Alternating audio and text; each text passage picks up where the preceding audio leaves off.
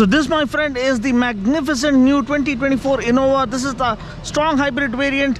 Reminds us of the Highlander from Toyota. Looks absolutely magnanimous. It's huge in every aspect. And being a strong hybrid, this gets 1.7 kilowatt hour battery pack. And then you have the 2-liter 4-cylinder petrol. So together they put out around 183.7 bhp of max power and 206 newton meters of max torque.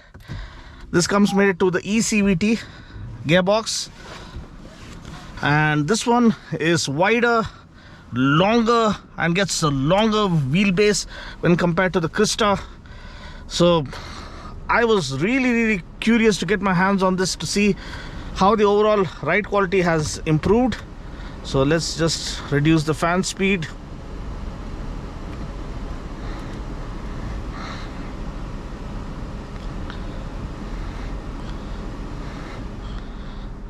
At the rear as well, so that the audio is nice and clear.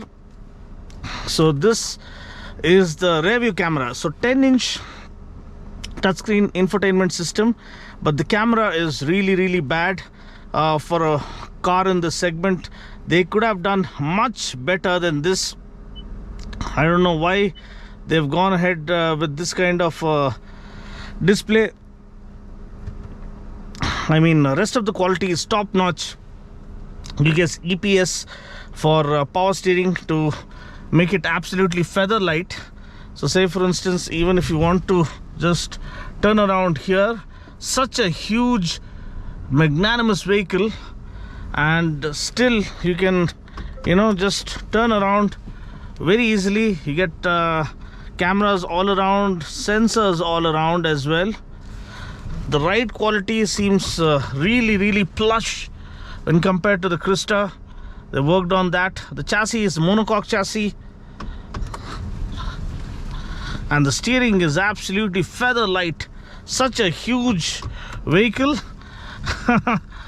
I've just come back from watching Furiosa Mad Max and feel like Immortan Joe driving his huge monster truck.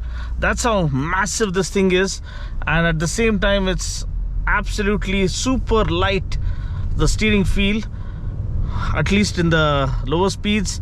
Here you have a clear vision of how the battery tech enables the powertrain and gives it the boost when necessary. For now, let's switch to power mode almost instantly, because that's what we are here for.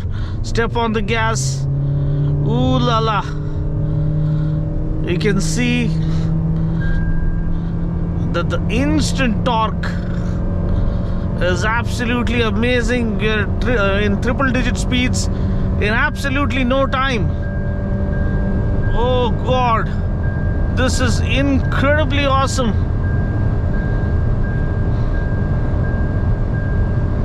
Rock solid and still going. Disc brakes all around. Semi-independent suspension at the back. McPherson struts up front. 18-inch wheels. This thing is here to make a statement, and the comfort is maximized. You do get ventilated seat for the driver as well as the passenger, power adjustable seat for the driver as well. I'll just check the turning radius. Pretty decent, almost a full circle at one shot, such a narrow road. But again, I have to say, I really wish they look at the rear camera. The vendor who's supplying it can do a much better job, because everything else is bang on point. You have ADAS to watch your back, lane keep assist, adaptive cruise control itself, and the acceleration, just look at it, lifts off like a monster truck. Oh ho ho. This is sheer magic. Absolute delight. Brilliant, extraordinary stuff from Toyota. You're gonna love the power mode. You don't miss the abundance of torque that was available in the Crista diesel model. In the power mode, I think it was more than 300 newton, maybe close to 360 newton meters if I can recall properly. But then the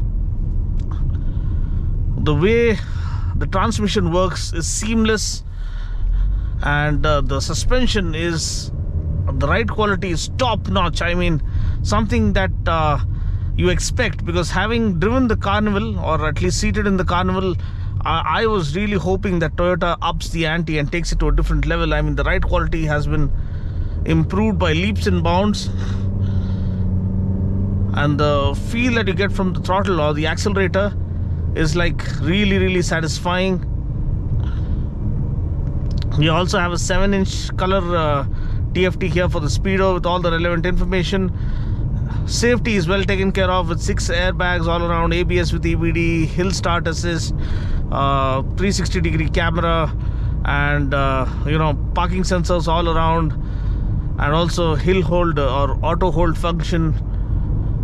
So it is a proper complete package, because the Innova was a statement, a performance statement, a value statement, and a reliability statement made by Toyota, which stood the test of time. More than 15 years, I have to say. It was back in 2005, if I can recall, the first Innova, and now over 15 years of trust and credibility and winning people's hearts. I mean, I keep traveling. You guys see me traveling to the airport on almost every other trip. It is the Innova, either dropping me from home to airport or picking up from another city where I travel to. And most of the Innovas are done at least 3 to 4 lakh kilometers, or at least 5 lakh kilometers, and it still feels brand new. I mean, it feels the engine hasn't even had anything strenuous. That's the kind of reliability Toyota stands up for. That's the kind of trust Toyota stands up for. No wonder they're giving 8-year warranty on the battery for the strong hybrid variant. So that's actually talking about the kind of trust they have in themselves. So the steering calibration is beautiful.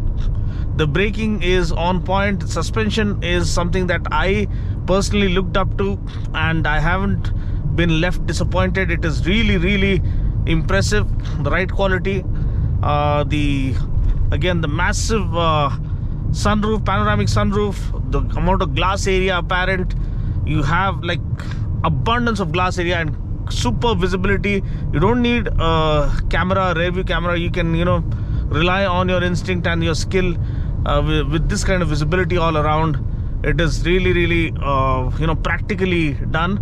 The seats are super comfortable, and all the 3 rows of seating is practically usable, because I had my wife and daughter in the 3rd row and they were very comfortable. They are not the tallest of people, but still for average height people, I think it is now a usable 3rd row, and that is because of the overall length of the vehicle being increased and the wheelbase being increased.